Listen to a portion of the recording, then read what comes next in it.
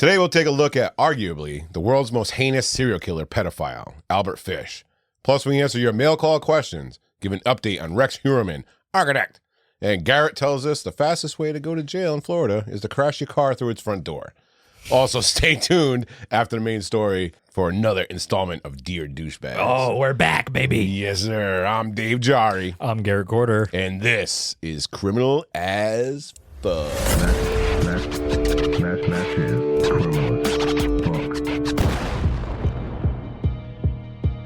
What's good, all you criminals, debauched, and true crime douchebags out there, and welcome to another episode of Criminal AF. Once again, I am Dave Jari, and with me, as always, is my co-host, Garrett Corder. How we doing? We'd like to give a huge Criminal AF shout-out to the newest member of the debauched, Bree Alpha. Thank you so much, Bree, and welcome to our fucked up family. We have some Rex Heuermann, architect. Rex Heuermann. Yeah, we got some architect. updates, and this comes from the Associated Press. The New York architect accused of murdering multiple women and leaving their corpses scattered along the Long Island coast kept a blueprint of his crimes on his computer. Not well hidden Hidden blueprint either by any means. Yeah, and prosecutors revealed Thursday as they also brought charges against Rex Heuermann and two more killings, Garrett. Two more killings. Yep. So Heuermann, 60, appeared before a judge to be arraigned in the deaths of Jessica Taylor and Sandra Castillo, two young women who were long suspected of being the victims of men preying on sex workers. Right. So he had previously been charged with the murder of four other women in a string of deaths known as the Gilgo Beach serial killings, or LISK, the Long Island serial killer. So Taylor disappeared in 2003. Castillo was killed 30 years ago in 1993. And her inclusion in the case indicates that prosecutors now believe that Heuermann was killing women for much longer. That's not funny. Was killing women much longer than previous thought. You're about to get canceled. Trying to do a fucking news update. Right. Yeah. So the new charges came after recent police searches of Heuermann's Massapequa Park home in a wooded area of Long Island tied to the investigation. Right. Now, in a court filing, prosecutors said that they were able to use new forensic testing methods, I wonder what that is, to match hairs found on or near the vicinity of both victims to DNA profile that is likely matched to Heuermann. Architect. Additionally, this is going to go well. Additionally, prosecutors say they recovered the file on a hard drive in his basement used to methodically blueprint his killings. Yep. It's wild. The document written in all caps, that alone should tell you that he's a fucking serial killer. The best part about this, too, is if you guys have a chance to actually go look at the documents, it's like a, I don't know, I'm younger. I'm in the younger generation. So I came from when they did they taught Excel, Word, and stuff in school. Right. It looks like my 4th grade Excel class made a spreadsheet. I don't know. Go look at it. it's so funny to me. Oh my God. He has no clue. It's just this is what you do. This is what you do. This is what you do. It's just funny. Hilarious. It's very funny. All right. So this document, it features a series of checklists with tasks to complete before, during, and after the killings. Yep. As well as practical lessons for, the next time you kill somebody. Among the dozens of entries written are reminders to clean the bodies and destroy the evidence, and to get sleep before the hunt. Yes. Very important. Make sure you're well rested. You got to go through your killer checklist on Excel. And make sure you, quote unquote, have your story set. Now, one section is titled Things to Remember, and it appears to highlight lessons from previous killings, such as using heavier rope and limiting noise in order to maximize playtime. Oof, that's creepy. Yeah. A body prep checklist includes, among other items, a note to remove the head and hands. Which he didn't do to all his victims. No, not all of them. Prosecutors believe that the entry may connect Heuermann to yet another victim, Valerie Mack, whose partial skeletal remains were discovered near the body of Taylor after her disappearance in 2000. Heuermann has not been charged in the death of Mack, but asked during a news conference after Thursday's hearing if he was a suspect. District Attorney Ray Tierney replied, "That's fair to say." Yeah, AKA. Yeah. We're on to you. Yeah, he's a fucking suspect. So Tierney also acknowledged that the blueprint document, which Heuermann had attempted to delete, was a significant impetus for the renewed search along Long Island in recent weeks, as it was recovered in March for more than 350 electronic devices that were seized from his home. That's impressive. 350. I'm trying to think. 350, that's a lot of electronic devices. Well, he had all those burner phones. So there's probably like 100 burner phones at least. I know. It's just, that's a crazy amount because I'm trying to think of actually how, if they seized my, if they raided my house, how many devices would they have? It wouldn't even be close. No. And I have a lot. Yeah, not fucking 350. 350. You're up. Anybody over 100 devices. I would say over 50. Something's up here. Yeah. Well, what was it? It was him, his wife, and he had 2 kids? That doesn't matter. I'm a family of 4 too. Do you have more than 50 devices? No, I have less than 10. Yeah, it's fucking wild. 350 is crazy. Yeah, it's fucking crazy. All right. So Heuermann pleaded not guilty to killing Taylor and Castilla during a hearing and was ordered held without bail. Well, he ain't fucking going nowhere. No, yeah. His lawyer, Michael Brown, said outside of court that Heuermann is obviously in a bad place in terms of these new charges. Yeah. Yo, all right, we're going back to last week's episode. Yeah. Fuck defense attorneys. Yeah. Wow, Paula Flint, you heard that? You heard that? He's in a bad place right now. He's in a bad place. Shut up. Afterward, Tierney said that the additional charges provide some small measure of closure for the victims' families. So, yeah, there's that. He's going down regardless. Yeah. It doesn't matter. One way or another. He's not going to get all convictions, but he'll be convicted for some. Well, yeah, I think he'll at least be convicted on these 6. Yeah. At least. All right. Before we jump into all the shenanigans today, we just need to go over some things regarding Criminal AF. We are a comedic informative true crime podcast, Garrett. And, it's kind of like a ish. Heavy on the ish. Right? Heavy on the ish, for sure. Meaning we'll be talking about some true crime, like our main story in Florida Man, but we'll also be talking about some things not related to true crime, like mail call, and whatever rabbit holes our ADHD brains lead us to. Yeah, which is quite a bit. Yeah. But whatever we talk about, we'll be having some fun while we're doing it.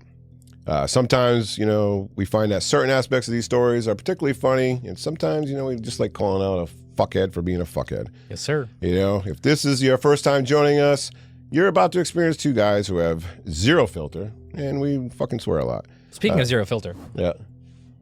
First ADHD tone is black people mac and cheese better than white people mac and cheese? Oh, 100%. Well, 100%. 100%. Oh my God, this is glorious. Yeah. White people mac and cheese is just like Kraft. Yeah. You just go to get the box. It's the worst. Yeah. Or they literally put a bowl of fucking cold noodles and throw some cheese on there. Yeah. That's I like a little splash of milk. No, you gotta have some flavor to it. All right, go ahead. All right, my bad. Go ahead. With all that being said, we do discuss some pretty horrific and tragic stories that involve murder. Yay! Rape. Aww. And torture. Okay, I can get into it. Yeah, we will not shy away from the most gruesome of details, regardless of how disgusting they may be. Now, we understand that Criminal AF is not for everyone. Hey, and that's okay. We just ask that you at least give it a listen. And if it's not for you, thanks for checking it out. See ya. But if it is, welcome to the debauchery. Now head on over to criminalasfuck.com for all of your Criminal AF needs. If you can't write the word fuck in your browser, then you can go to criminalalfpodcast.com or criminalalf.llc. They take you all to the same place. Now, from there, you can check out all of our episodes, videos, reviews, send us messages for mail call and Dear Douchebags, as well as join our Patreon for as little as $2 a month for general support. Now, while you're checking out Criminal AF, go check out our merch. I got it. You gonna hit it, say it, and then go back and unhit it?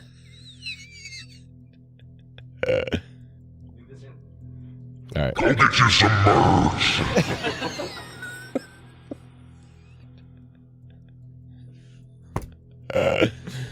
Yes, sir. We're obviously not working with our producer here, guys. No, producer. He had to go. We're adding new styles and designs all the time, so dig deep into your voyeuristic selves and go peep some of our stuff. I do love voyeurism. Oh yeah, I love watching. You can go. You can also go. I'm a purple scrunchie. A purple scrunchie? Yes. That's voyeurism? Yeah, that's you want to watch. I will say, if I was going to be in that community. Yeah. You'd be a purple? Just throw the purple up there and be like, hey, let me just invite me I want to just hang out. Yeah. Let me get a couple beers. Yeah, just set me up at a chair in the corner. Yeah, I'll actually coach you too. I'll coach you through it. I'll be like, yeah. Come on. That's all you got? I know. You gotta put some of them hips into it, bro. Come on. Yeah. Munch on that thing. Yeah. All right, go ahead. Keep going. See, this is gonna be. Listen, I got makers and ginger. All right, this is one of those episodes today. We've partaked since I don't know. Well, we're trying to set up studio chloroform. Yeah.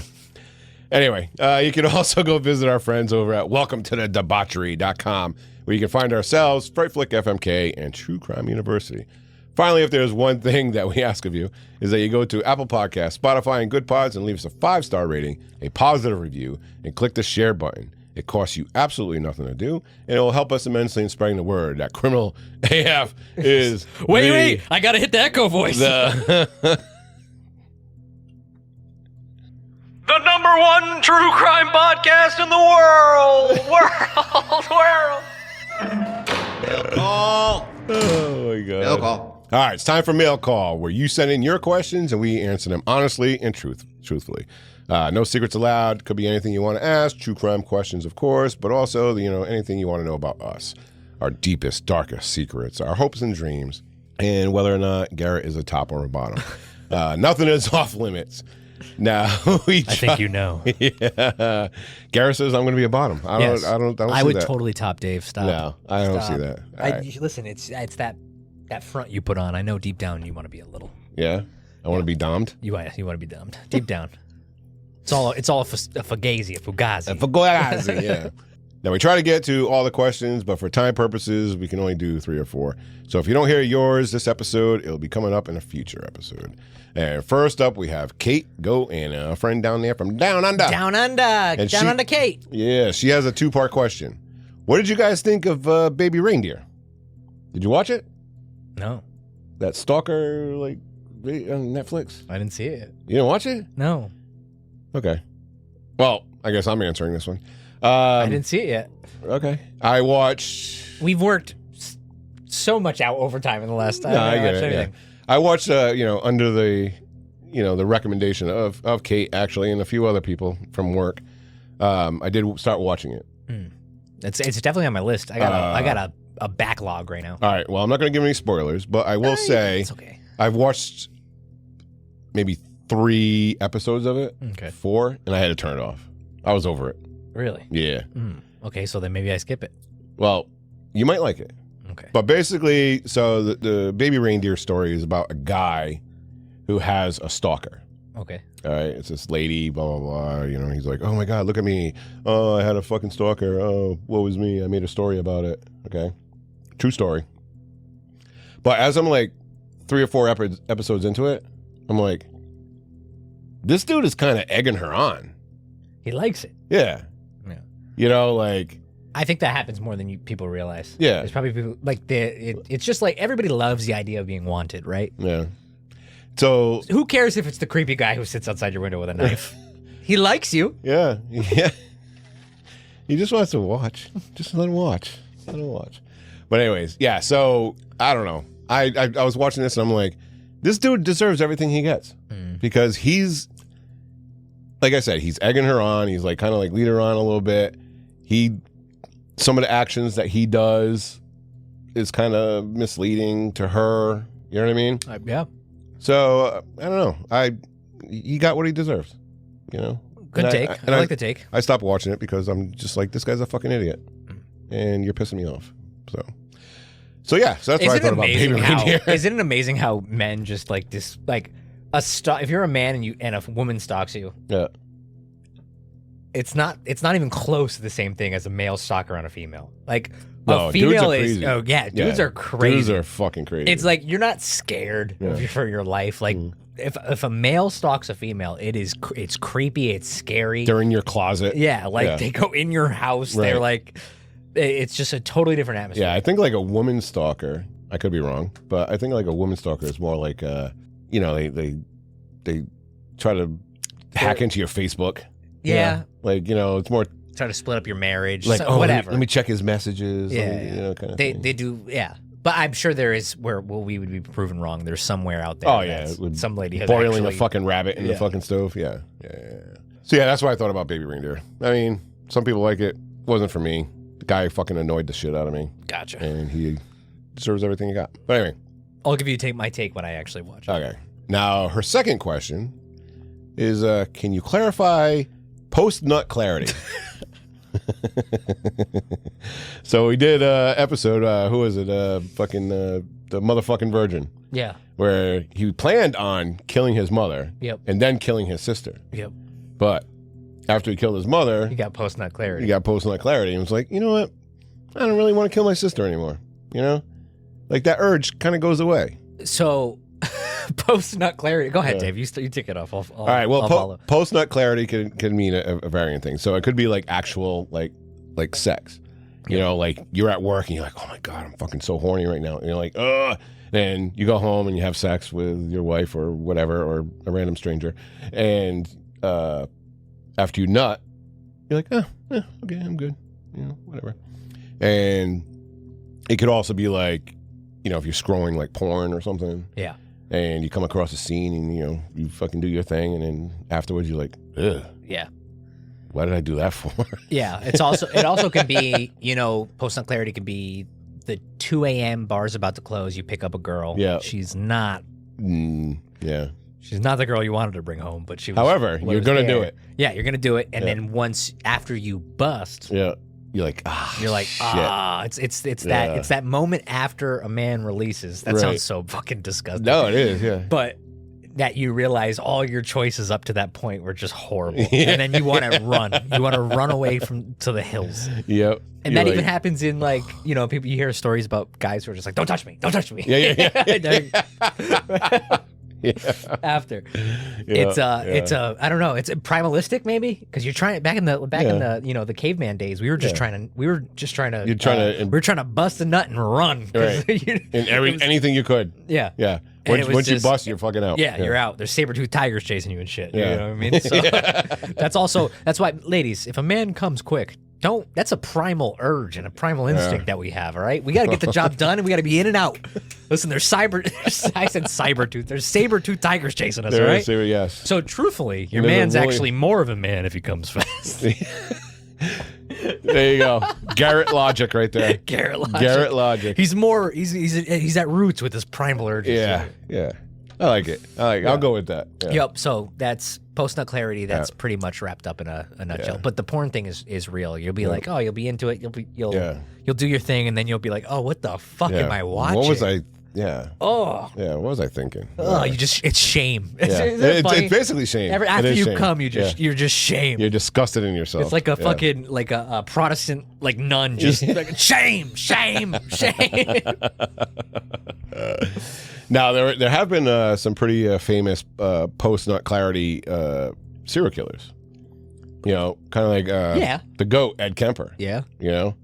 He just gave up. He killed his mother, Yep. the subject of his fucking rage. Yep. And fucked her body and her face and everything. And he was like, I'm going to turn myself in. Yeah. I'm good. He ended it all off of a fucking post-nut clarity. Yeah.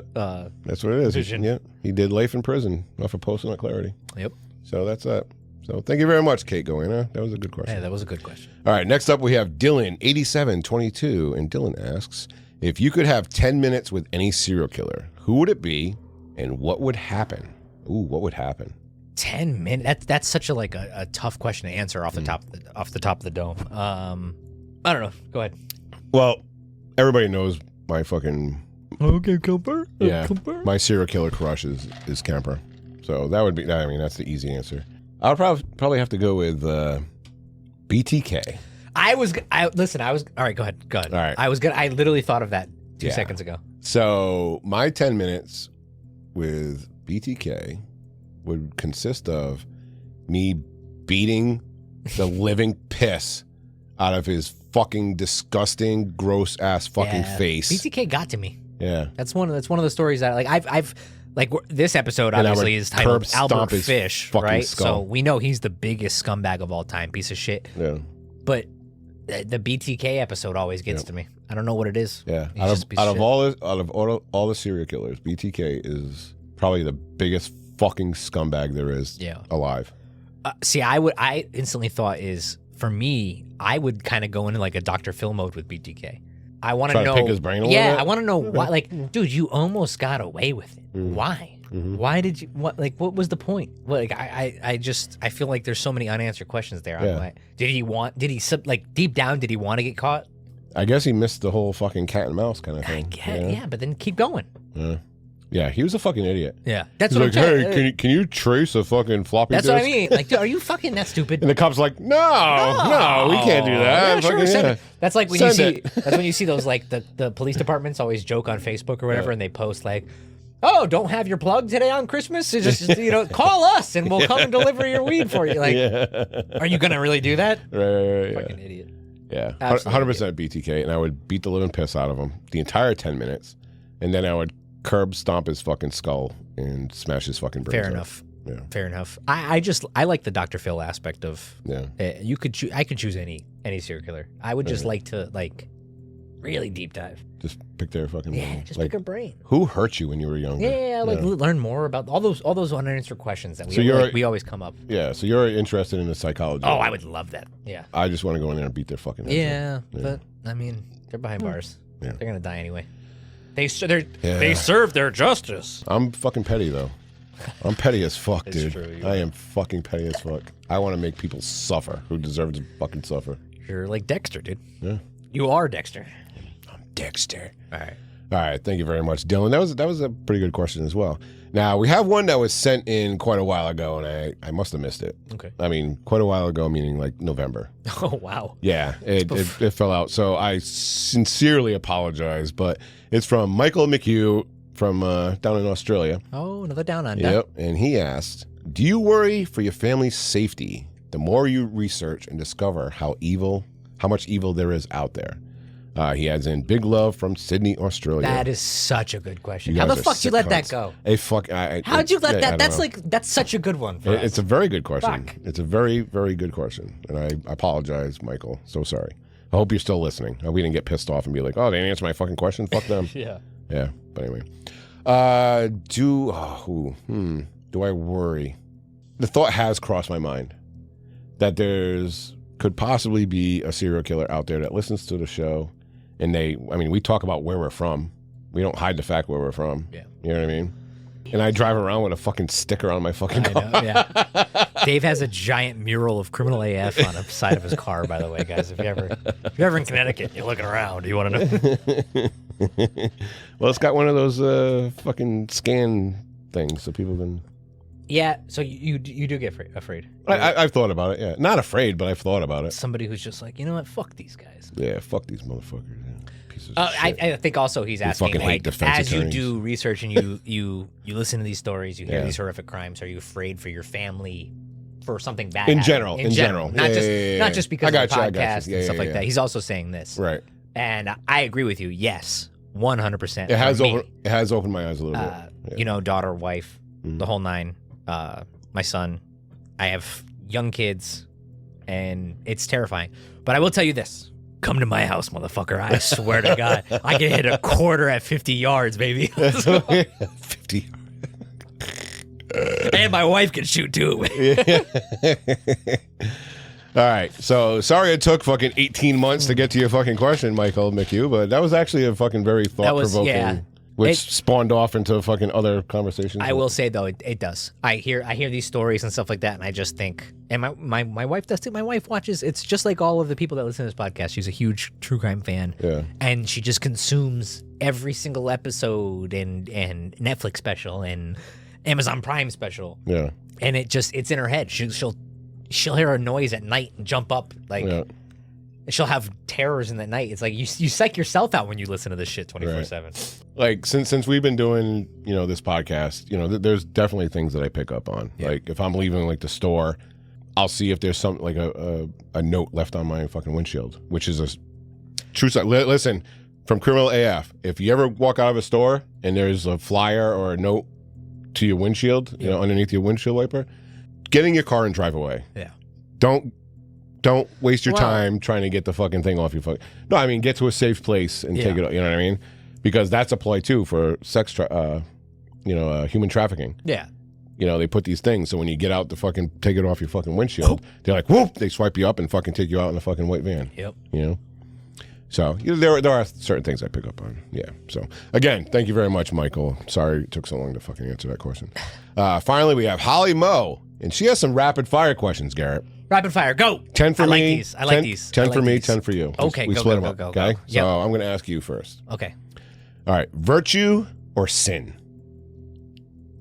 Sin, baby. Yeah, that's what I'm talking about. All right. I like the sin. Yeah. All right. That's the problem. Name 4 of the 7 dwarfs.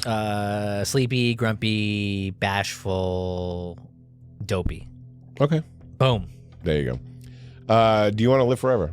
No. I've told you this. I think I've told you this. Yep. I don't plan on living till I'm 100 and fucking like shitting yourself. No, dude. I told my kids that the moment I shit myself, like without knowing that I shit myself, like if I'm just sitting there and I'm just like, yeah, just put me out of my fucking misery. put a I don't bullet want in to. me. I don't want to live like that. Yeah, I don't want to put a be in bullet a in me. home. I don't want to be. I don't want to be a burden on my fucking kids and their kids and all that. The moment stuff. somebody has to wipe my ass, I'm fucking out. I'm gonna pull a man called Otto. I'm gonna go hang out and listen to the Beach Boys in the car in the garage while the tube's in there. Wouldn't it be nice if we could? Oh, fucking done. No, that's not funny. That's not funny. I shouldn't joke around. Call it. No, but I mean it's true. that's not what I want to. Yeah. I don't want to live for like till I'm super old or live forever and see everybody that I love and care about, and then you're just by yourself as an old man. Yeah. No, that sounds horrible. Yep. Yeah, that's awful. Yeah. All right. Rapid fire. Oh, sorry. All right. What's for dinner tonight? Black people mac and cheese. Yeah. It's good too. I had some. Kelly made it. Damn, she was on point with that fucking mac and cheese. She's trained. Yeah. All right. How many pull-ups can you do in a row? How many pull-ups? God, it's been so long since I tried that. I don't know. 20. You feel confident you could do 20 I could right do 20. now? Right now. I'm not. I don't weigh much. It's okay, very easy but are you for strong enough to? Yeah. Yeah. I could do 20. I used to be able to knock out like 35. We're gonna do a challenge. And on a good day. We're gonna do a Patreon. Back when I like actually was in shape. Okay. I bet you I could force myself to do 20. You're gonna I do can 20. mind over matter, even if I'm starting to struggle at like 10. All right. Mark this down. We're gonna do a Patreon exclusive video. I will beat you in pull-ups. I can't do one. Okay. Yeah. I'm just saying you're committing to I could 20. do 20. You're committing to 20. I could do 20 pull-ups. All right. We're gonna do a video of Garrett Body doing 20. weight to mass ratio. Okay. It worked. I've always been good at pull-ups. Okay. I'm not saying I'm strong. Underhand or overhand? Underhand. Underhand? Yeah. Which Actually, one's easier? overhand's easier. Yeah. Overhand's No. You said underhand. Overhand. Nope. You said underhand. Overhand. Underhand pull-ups, 20 of them. Overhand. No. Okay. You're All right. committed. Next question. All right. Tea or coffee? Coffee. That's not even a question. I love tea. Don't I get do me like a wrong. chai tea. I love tea, but Chai coffee. tea. Coffee's All it. right. Are reindeers real creatures? Yes. Yes, they are. Yes, they are. Do they fly? No. No. But they're real. Say something in an Asian language. I can do it. Go ahead. Say No, one. this is your question. What do you want I me wanna to say? see you do it. Arigashimasu. What's that? Like, hi, how are you? No, that's Nihoma. That's Chinese. I'm doing Japanese. Oh, you're doing Japanese? Arigashimasu. Oh, okay. All right. That's Japanese? Yeah. If we have any Japanese listeners. Arigashimasu. Yeah, can we verify that? Arigashimasu. Okay. All right. Do you respect Kanye West? No. I didn't even like Kanye when he was cool. Sorry. Go ahead. All right. What's the fastest speed you ever driven a car? Wasn't on a car, street bike, 167. On a bike? 167, I think I hit before I let go. 167-ish, and it was on a motorcycle. And I'm telling you right now, anybody who rides that's listening to the podcast understand there's no better fucking thrill in this world. 167 on a bike? The tunnel vision that you get was on a R1 1,000 liter bike. Oh, dude, you get this tunnel vision where like the helmet you can only see out of like a pinhole. Really? Yeah, and then you just know like that rush. I'm telling you. How old were you? Jump out of an airplane, I don't know, 20s? 20, 22, 23? Dumb, young. Oh, that's still dumb. Young, dumb, full of cum. Yeah, Fucking. that was still a dumb age. Yeah. Oh no, not now. You crazy? Yeah. When I got my in my motorcycle accident, I was only doing like 40 miles an hour. Yeah. I just got fucked. But yeah, like 167, I think. It's on an R1. Yeah. 2004 R1. Do you want to talk about bike? You want to talk about your accident? No, that's all right. No, we have a lot of people that would be like, Yeah. A lot of dog fans here. Yeah. I murdered a 1-year-old German Shepherd puppy, guys. Garrett. I tore my ACL, tore my meniscus, broke my left hand, permanent Nerve damage. Yeah, but the dog ran into me, to be honest. Okay. So, yeah. It was a brutal time. Minding its own business. Yep. And here comes Garrett. Just cruising at 40. Yeah. But yeah, 167. That's my answer. All right. On a motorcycle. Now we got some for me. All right, here we go. Yep. Godfather. All right, do not fuck this up, please, because I know you're gonna not. Yo, this is gonna piss me off. The first question: Godfather or Star Wars? Godfather. Why? All right, you want to know why? Cinematic masterpiece, one of the greatest arcs in the fucking entire cinematic universe. But okay, we'll go with Godfather. Go ahead. All right, it's a good movie. Who's the guy that plays Anakin Skywalker? Hayden Christensen. Yeah, awful. Awful fucking acting. I won't say that. No. The script sucked for him. His words suck. All right, we're not going into a movie to wait. Yes. So, well, in my generation, the 1, 2, and 3. Yeah. Which is then turned into 3, 4, and 5. Yes. Empire Strikes Back. It goes 3, 4, and 5 came out first. Right. 1, 2, and 3 came out next. Okay. 3, 4, and 5. So, the ones I grew up with. Yeah. Awesome. Groundbreaking. Amazing. So then they came out with the Hayden Christensen ones. Yes, the prequels. So they came out with the prequels. Yep. Awful. Awful fucking acting. Stop. It was just like... Stop. It's like Fast and the Furious with fucking Paul Walker when he's like, bro, like every fucking 2 seconds. Hayden Christensen in that fucking role was just fucking awful. It's now, when you start getting into like Jar Jar Binks... Yeah, of course. It was groundbreaking CGI at that point. Yeah. They didn't know what to do. Those are good. What? But, that was the worst ever. No, Jar Jar Binks is the greatest fucking Star Wars next character question, ever. You're gonna annoy me. No, you're gonna annoy me. Jar Jar.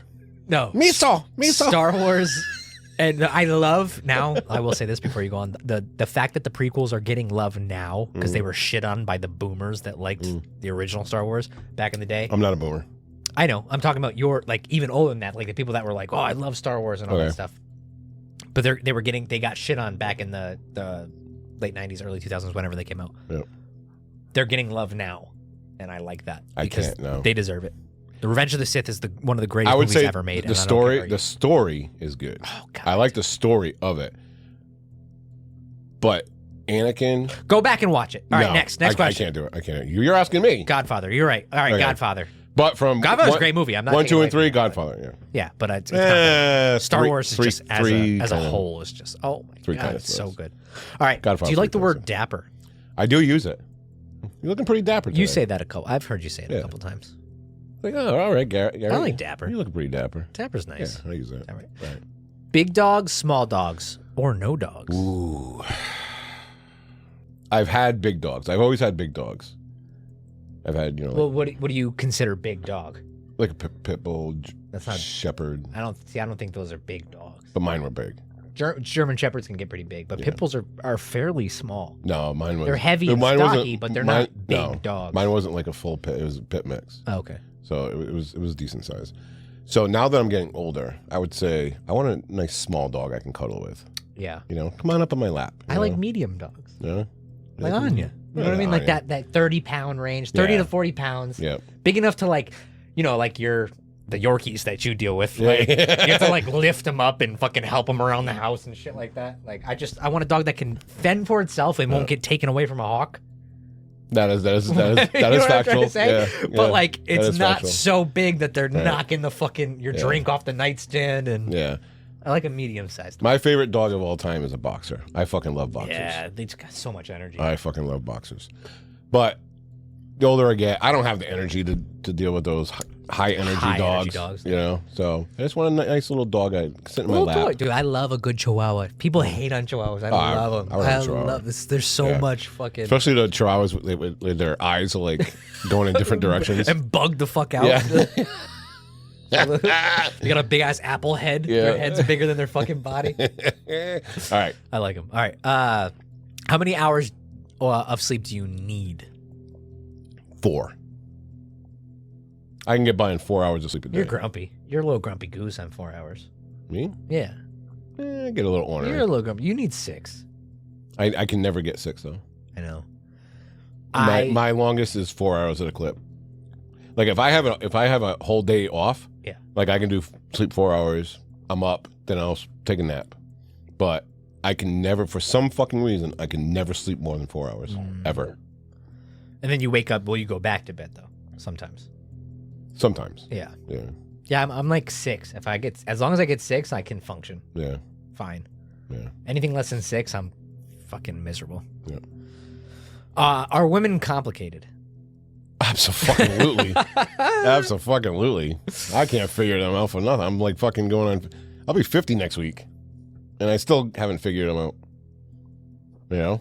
I mean, I know what buttons to push, if you know what I'm saying. But giggity. But, yeah, I don't know. It's complicated. Yeah. I'll say yes, they are complicated. Yeah. Oh wait, I'm asking you. Never mind. No. Let's hear it. No. Where's Kelly? No. I'll say. Well, yes, of course, women are complicated, just like men are to them. But I feel like it's not complicated to understand what you need to do to stay out of the hot seat. Do you know what I mean? Yeah. I think it's very complex. But I get that. I think a lot of men don't do the bare necessities to stay out of the bare minimum. They won't. Bare necessities, a simple bare necessity. That's not what you want to do to him. Oh yeah. Lucy will like this one. All right, Lucy. Say good day, mate, in an Australian accent. You just did it for me. Go. No, I need you to do it.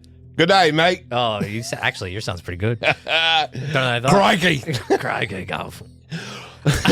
I'm a little bit dark and mysterious. A little bit dark and mysterious. I'm a dark and twisted.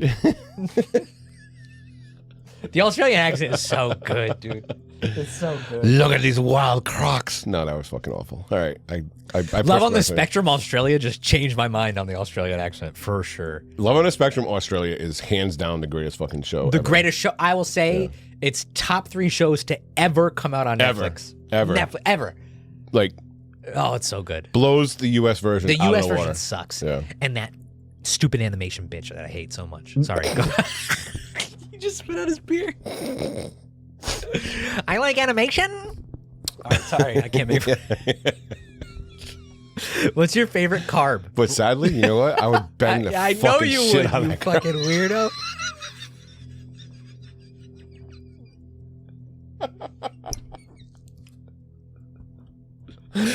All right. Well, so what's her boyfriend's name? What's her boyfriend's name? I don't know. Oh man! But while he watches, all right. What's your favorite carb? He's a purple fucking loofah sponge. What's your favorite carb? Bread, pasta, rice, or potatoes? Ooh, I'm gonna go with pasta. Pastas. That fits. Yeah, that fits. You can't beat it. Yeah. There's too many. Oh god. Potatoes close second. Potatoes good because you can just do so much with it. Yeah. All right. If you could ask God one question, what would it be? Oh God. Oh, this would be a good question for you, Garrett. No, go ahead. No. If I could ask God one question, what would it be? Wow. Can you make my penis bigger? Yeah, but how big do you? Why did you make me average? You don't want inches. Average is fair. You don't want fucking. Sorry, go ahead. All right, yeah. No, I'm not joking. I would ask that. Yeah. All right. Next up. Stale Sour Patch Kids or fresh circus peanuts? Ooh, what the fuck? Fresh circus peanuts. Ugh. Well, you don't like peanuts from the circus? No. You gotta crack them open. Yeah, nice and then warm. there's like people are just feeding like pigs in the fucking stands. There's like you got to walk through peanut. No. Yeah. You would eat stale Sour Patch Kids? Yep. Really? Fuck a circus peanut. Wow. Dude, that's the worst. When you go to a bar that allows people to just like chomp on and leave all the shit. That adds to the ambiance. No! Yeah. It's gross. I don't know. Paper plastic. I do enjoy a good plastic. I miss plastic straws. What do you mean? I miss plastic straws. I'm drinking out a plastic straw right now. You're saying how like Starbucks? Yeah. Yeah. The paper straws are fucking an awful creation. Oh, they're the worst. Yeah. They're the worst. They don't make any sense to me. Right. Yeah. I like styrofoam. Yeah? Styrofoam. Yeah, styrofoam cups are. There's nothing like a cold, like an ice cold drink out of a styrofoam cup. Yeah. I don't care what anyone says. I do miss the Dunkin' coffees in the styrofoam cup. Yes. Yeah. Dunkin' used to. Oh, the Dunkin' coffee tasted better in the styrofoam cup. Yeah. 100%. I agree. Yeah. All right. Yeah. Plastic / styrofoam. Styrofoam was the shit. Yeah. Too bad it's like bad for the environment. I know. They're like, yeah, okay. And I get it. All right. Yeah. So that was pretty good. I love rapid fire. I liked it. Yeah. So if you guys got any rapid fire questions you want to ask us, send them in. That wasn't really rapid fire, but it wasn't. But it's good. Yeah. I like it. I like those questions. All right. Thank you, Holly. Thank you very much, Holly. And all of it, everybody who sent them in, that was great. To send us in questions for a future episode, just go to criminalasfuck.com and click on the Send It In tab. All right, let's go to Florida. Let's do it. Oh, yeah. What in the fuck is going on in Florida?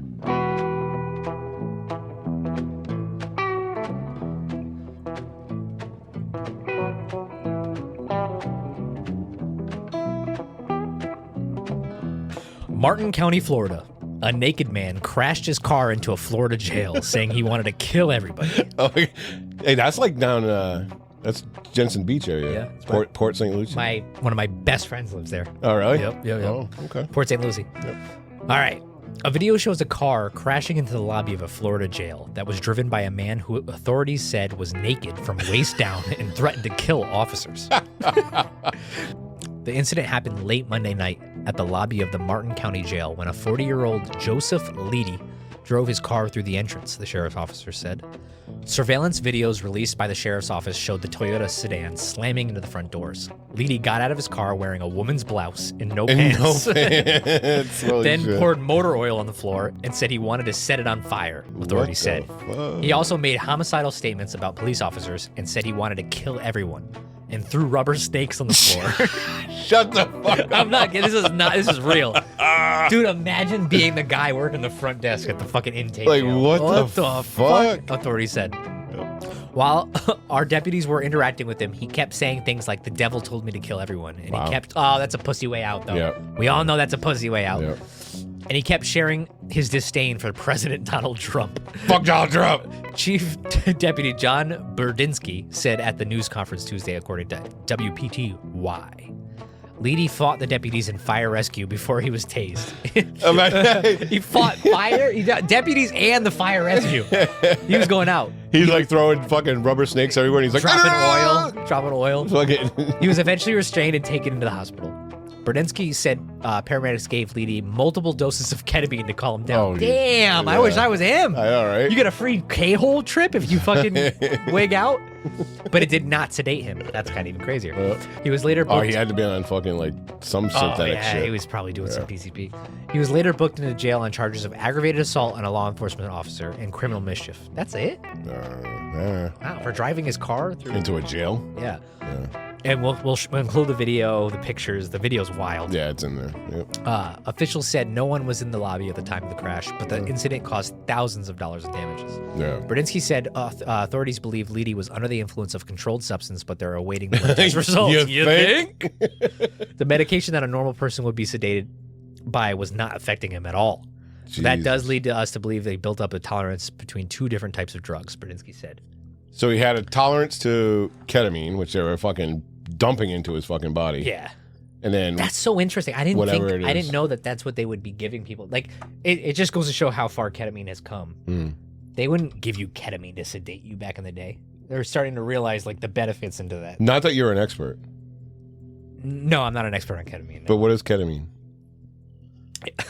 Is that a sedative? You're not going to give me this time. Is that a sedative? It is a sedative. It is a medicine that they give horses before surgery, almost like an adult Xanax.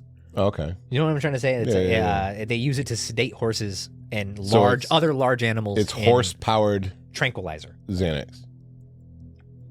A horse tranquilizer. It's a horse tranquilizer. It's not Xanax, but I'm just saying it would be the equivalent of like calming. So they're giving this guy a horse tranquilizer. A horse tranquilizer. And it's not even fucking affecting him. Yes. But that's the thing, it affects people different than it does horses. Because a horse doesn't trip. Actually, who knows? A horse might trip balls when they're on ketamine. They just don't. You can't tell you that they're tripping balls. Right. But it'll put you in a K-hole, which is like you're just zoom. You're just in a zone. You're in a fucking you're in a whole other world. Yeah. You trip. It's a psychedelic at the end of the day. Okay. Even though it's considered something else. It's considered something else, but it gives off hallucinations and all that other stuff. Yeah, but you're not an expert. But no, I'm not an expert. I'm not. That's just stuff. All right, go ahead. Next. Episode lead-in. Oh man! All right. I don't understand the snakes though, and the oil, the motor oil, and I get that maybe trying to. Well, he was trying to start a fire for that. Yeah, but yeah, the snakes are. Do you know how wild that has to be as like that? That's yeah. You listen. You go. You decide as a career choice that you're going to help You're going to do something good. You become a police officer, right? Yes, yeah. You go through months of training, you go through on-job training, you see some wild shit, but then you see this guy bust through and throw motor oil, snakes, in a blouse with his dick out and just screaming, fuck Donald Trump. Like, at what point do police officers just say, like, I don't... Like, I'm done. I'm over this. Yeah. Sir! Yeah. And then he's not... like, you're trying to give him ketamine, he's not coming down. You're tasing him, he's fucking fighting. Like... Yeah. It's a crazy job. It's a wild job. I give out every shout out to police officers out there. When I was younger, I actually applied to be a police officer. Pretty much all through high school, all that. Like, I wanted to be a cop. Yeah. That was my goal. Yeah, same. Today, like, I have to hand it to people. Oh yeah. Who become police officers today? Especially the ones that we know. And fucking we've heard stories. Wild. Like they're out on injuries. Yeah. Like it's wild to be a cop right now. Wild. The pay is good, but it doesn't pay that good to deal with the shit that they have to deal with. Yeah. Yeah, it's just fucking out of control. It's like the Wild West now, for real. But anyway, yeah. Guy in a blouse with his dick out. Guy in a blouse with his dick out saying, woo, let me throw these snakes. Oh, this one's connected to me. I can't fucking throw this one. But anyway, yeah, that was a fucking wild one. All right, so let's get into this story about arguably the worst serial killing pedophile. We were having ever. fun, and now we got to talk about fucking the one of the worst. Now we got to talk about this fucking dude. So I avoided this story like the fucking plague. Yeah. Because I just don't like doing. I remember bringing it up to you. We should do Albert Fish, and you're like, fuck that. No, fuck that guy. But it's been widely requested, and our good friend Debbie from True Crime University, she just so happened to have written this story, before, and she asked us if we'd like to do it. Yep. She had it written. Thank you, Debbie. She didn't end up doing it, so she was like, "Hey, you guys can take this." So thank you very much, Debbie, for sending us this story. So tuck your kids in the bed. Give them a kiss on the forehead and tell them to never take candy from a boomer named Albert because it's time to fuck this episode in the mouth. What do you say, Garrett? Let's go. Yeah, let's do it. All right. So this is a story of Hamilton Howard Fish, who was born May 19th, 1870 in the United States capital of Washington, D.C. His parents were Ellen, age 32, and Randall, who at the time of Hamilton's birth was 75 years old. Yes. You heard that right. 75. 75 fucking years old, 43 years older than his wife. I hope I can still get it up at 75, I mean, I can't have kids. But, there's always Blue Chew, Viagra. You can get but not back in 1800s. Yeah. That was all natural, baby. That guy was built. This dude was fucking ready to fucking spread his seed. All right, so Hamilton had 3 older siblings, Walter, Annie, and Edwin. Another brother, Albert, had died in infancy, long before Hamilton was even a fucking thought. He was still swimming around in his daddy's 75-year-old nuts. Hamilton was born in a long line of mentally ill people, including his mother, uncle, brother, and sister, and had all been diagnosed with some sort of mental health condition. The family patriarch, Randall, was a riverboat captain and a fertilizer manufacturer who died in October of 1875 when Hamilton was just 5 years old. It's such a 1875 job title, a riverboat captain. He's a riverboat captain. That's I lost my kid on a riverboat gambling trip. So yeah, he died when Hamilton was just 5 years old, leaving Ellen alone with all 4 children. And back then, being a single mom, kids, it was a little rough. It was totally a little different. rough. Yeah. So it says he died from senile debility, which is an old-timey way of saying he died of heart disease. Like, well, it seems here he died of senile debility, see? Yeah. So Ellen was unable to care for the kids, and she placed them in St. John's Orphanage, a decision that would result in fucking disaster. Now, both the staff and other children harassed and abused Hamilton physically, sexually, and emotionally. And because they were all bratty kids who come up with stupid nicknames, they called him Ham and Eggs. Ham and Eggs Hamilton. To alleviate this, he started using his dead brother's name. So from here on out, Hamilton will now be known as Albert. All right? Albert would later say, I was there till I was nearly 9, and that's where I got started wrong. We were unmercifully whipped. I saw boys doing things they should not have been doing. Perhaps as a coping mechanism, young Albert soon started to enjoy being whipped and beaten. I don't blame him. And would become visibly aroused, resulting in more taunts from the other children. He's like, oh, I hope you don't get mad at me. Who broke all the chalk? Oh, I don't know, teacher. It wasn't me. Wasn't me. Are you going to punish whoever did it? Oh, I hope you are merciful for those kids. Oh, man. Oh, that's Eventually funny. h's mother, That's Ellen. not funny, but no, it's kind child of abuse is never funny. But. Yeah, it's kind of funny. Eventually, his mother, Ellen, got a job with the government and was financially able to care for her children again. So Albert was brought home. But as we said earlier, the damage was already done. You know? When Albert was 11, he fell from a tree and hit his head, after which he suffered from headaches, dizziness, stuttering, and abrupt personality changes. He was also a frequent bedwetter until he reached adolescence. And as we know, Garrett, that's one of the serial killer triad, along with arson and animal torture. Literally by right textbook. Yeah. Too. Yep. You know what's funny too is like people are always like you hear the old timers say like we were kids, we were climbing trees and getting hurt all the time. Yep. Yeah, because we pissed our bed till we were fucking 14.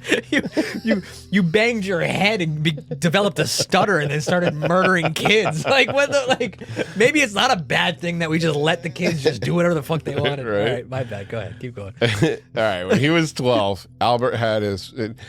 And listen, this story is very serious. It's fucking sick. It's fucking pathetic. We're trying to have fun. It's awful. We're trying to make the best of this fucking gruesome fucking story. All right. So when he was 12, Albert had his first sexual encounter, and this was with a 17-year-old telegraph boy who lived in an apartment below him. Oh, so he was diddled. Yeah. Jesus Christ. So the older boy introduced him to urolagnia. What? I don't even know how to say it. Urolagnia. Well, it's All ready. right. Urolagnia. Okay. The older boy introduced him to urolagnia, which is the drinking of urine, and coprophagia, the consumption of feces. Oh. Yeah. Which Albert would engage in for the rest of his life. Now, I'm going to add like a little tidbit and fucking take it how you will. So this was around the same time of the Cleveland Street scandal, where in 1889, 1890, there were accusations and trials involving sexual liaisons between English aristocrats and young telegraph boys in London. They ran messages out of the 19 Cleveland Street post office. That's so strange. Yeah, so this post office was, obviously a business by day and turned into a brothel of young boys at night. That's wild. I understand this story that we're discussing today. This happened in the U.S., but I'd say it's fair to assume that the 17-year-old telegraph boy who was screwing 12-year-old Albert and was experienced in pissing and shitting on people. What the fuck? May have been involved in a similar environment. Yeah. That's just saying. It translated over. Yeah, those are learned behaviors. I don't know. Food for thought. Yeah, for sure. All right. So now at the age of 20, Albert moved to New York City with his mother and briefly made a living prostituting himself to other men. He would later say that it was around this time that he began to sexually assault children, mainly boys. Before we get into the sad shit, let's just say this man was ahead of his time. Okay. 18, what year? Yeah, it's like late 1800s, early late 1800s, yeah. And he's openly gay? Yeah. You know what I mean? Yeah. Ahead of his time. Yeah, he was. I don't know. I'm just saying, I got to give him something. Hopefully you can give him chlamydia. I don't know. All right, so he started. Yeah, I'm going. Yeah, I don't know what. I'm just saying, openly gay in the 1800s is yeah. It's a drastic thing. Right. Yeah, you would be killed back then for that. Probably sent to an insane asylum, but yeah, I don't know about killed. Yeah, this isn't fucking Germany where they down south. Hello. Go to Alabama. All right, come on, you're prancing around eating fucking shit and piss. prancing around eating shit and piss. They're gonna kill you, dude. Yeah. You're gonna think you're the devil. Okay. All right. He started working. Yeah.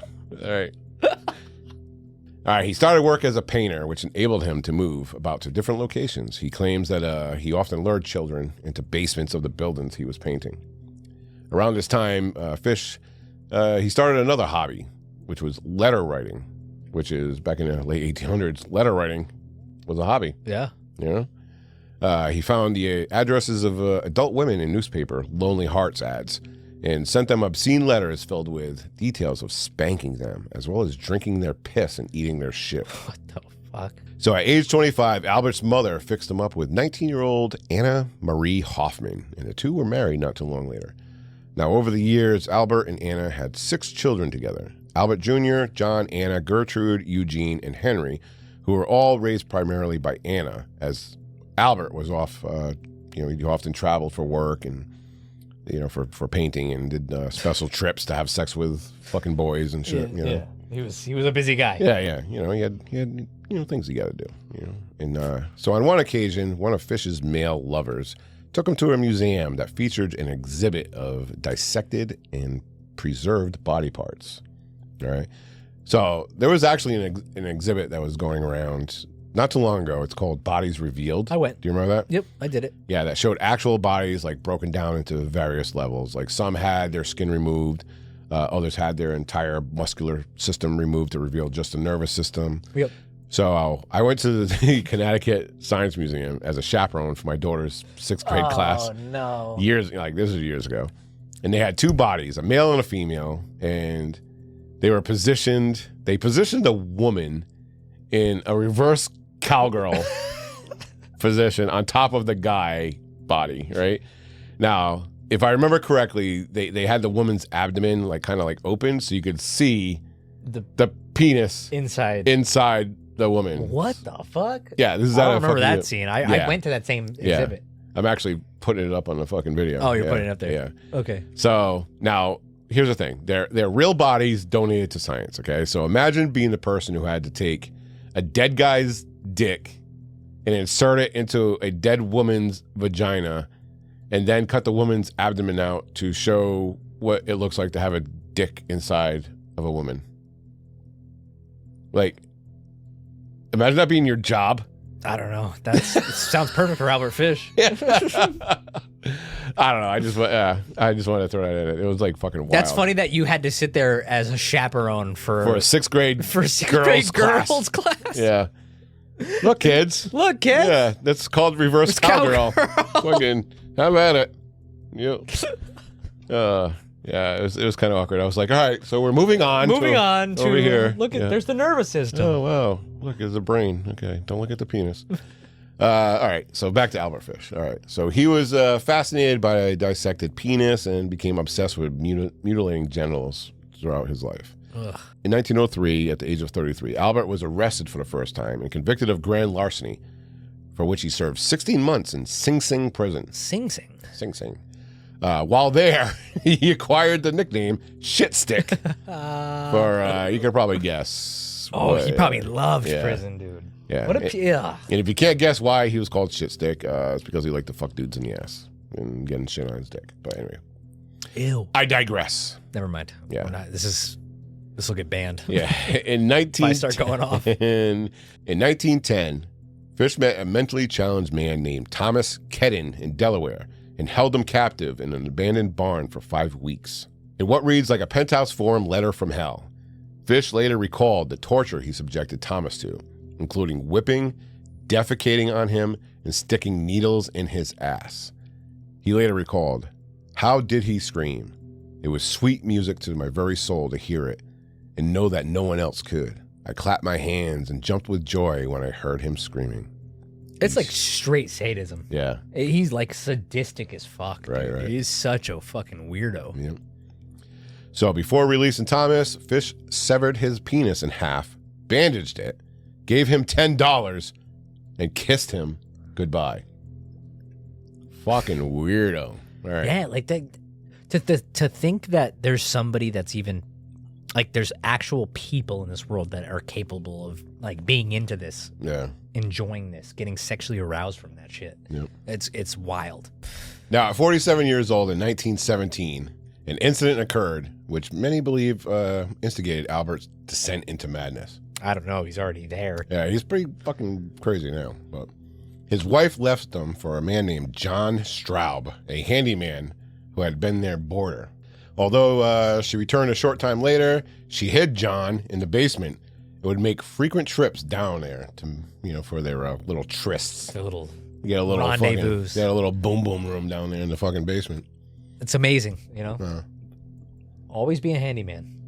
Like, well, that's what was our story? I just wish I could reach these things. The Hinterkaifeck story that we did. The guy, It's amazing, man. If you can fix stuff. He was a farmhand. Yeah. That's like a primal thing for women, dude. It's a good thing. Learn some traits. This is like the old-timey version of a pool boy. Yeah.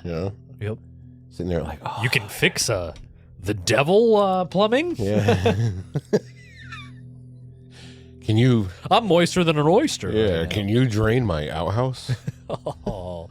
I don't think they drained him. What do they do with him? I don't know. That's for later. Just make a new outhouse? I don't know. Like fill it in and make a new outhouse? I don't know. Where do you drain? Kind of like when you do with gas. You like stick a hose in it and you siphon it out. Stop. Stop. All right.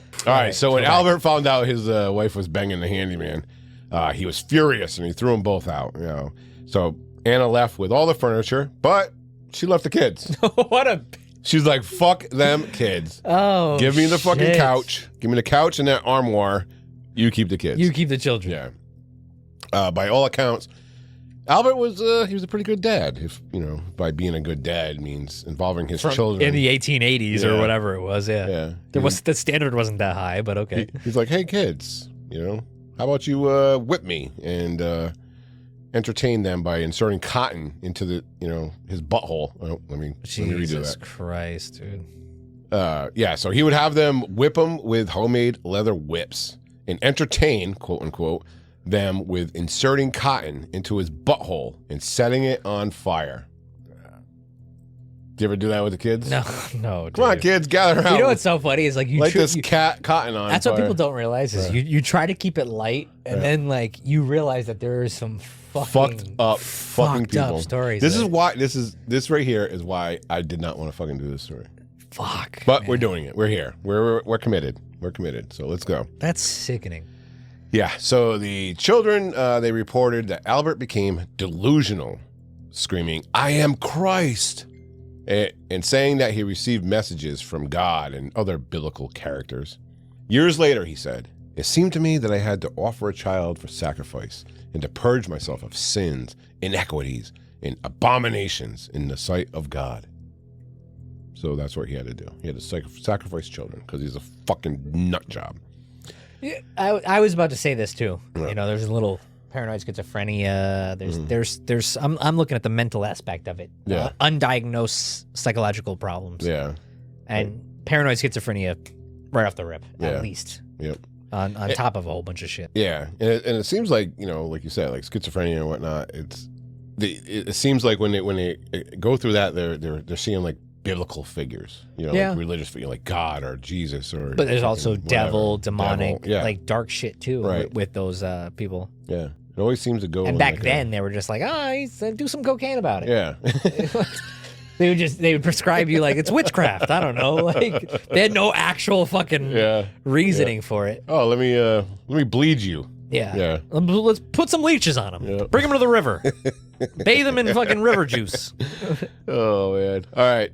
So, on July 1st, 1924, Fish noticed an 8-year-old girl named Beatrice playing on her farm in Staten Island.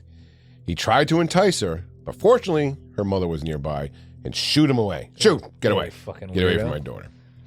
Not to be deterred, Albert hid in the family's barn, hoping for another chance to abduct Beatrice, but was chased off by her father this time. But, again, he was not going to give up. Maybe not so much with Beatrice. He's going to move on to somebody else, right? So he committed his first known murder at the age of 54. He went his entire life. Wow. And at age 54, on July 14th, 1924, committed his first murder. And that was 8-year-old Frances McDonald, who was playing in the street with other children in Staten Island. And his mother was watching from the porch. She noticed an older man, a man in gray, walking up and down the street, observing them. Something about him gave her the creeps. All of a sudden, little Frances was gone. A neighbor recalled that he had seen the boy being led away into the woods by an older man.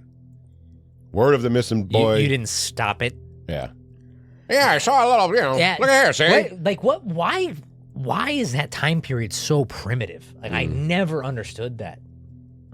I mean, even now, though, dude. No, there is 1,000 fucking helicopter parents that would never happen in today's society. No, I get it. There wouldn't. It wouldn't. Yeah. There'd be 6 people that would have notified that person, and that this guy's like, he went in the woods. The guy was holding his hand. It's fine. Yeah. I don't know. It's he was with an older man. It blows my mind. Yeah. Children were like they were expendable back then.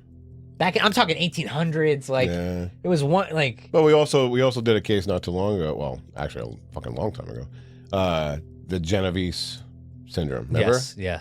When somebody's in trouble, people kind of like look the other way. No, man, I wouldn't be able to do that. No. I would not be able to do that. I wouldn't be able to. I would have fucking red flag. Yeah. What the fuck are you doing? I'm like, yo, hey, where the fuck you going? Yeah, where you going with that kid, you fucking pervert? Instantly. Yeah. Without a doubt. I don't care, like... Yeah.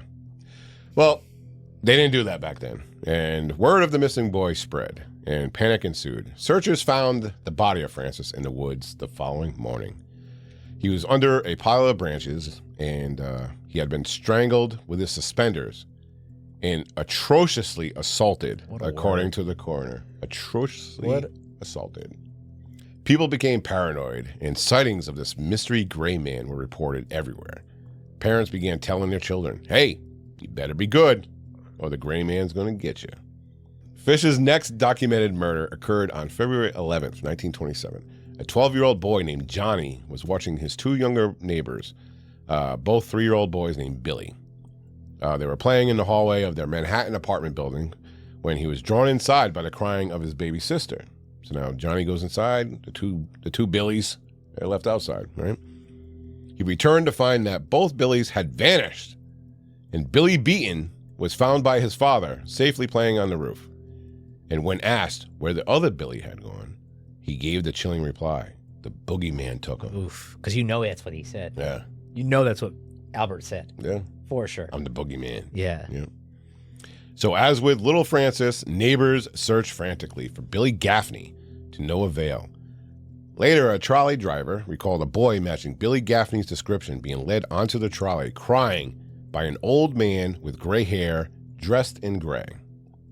It appears as though the gray man had claimed his second victim. After his arrest, Fish told the police what happened to Billy. He said that he took him to an abandoned house before he whipped him and cut his throat, bringing his meat home to cook in a stew with vegetables. His remains were never recovered. Yeah. Was that his first dance with cannibalism? I believe that was, yeah.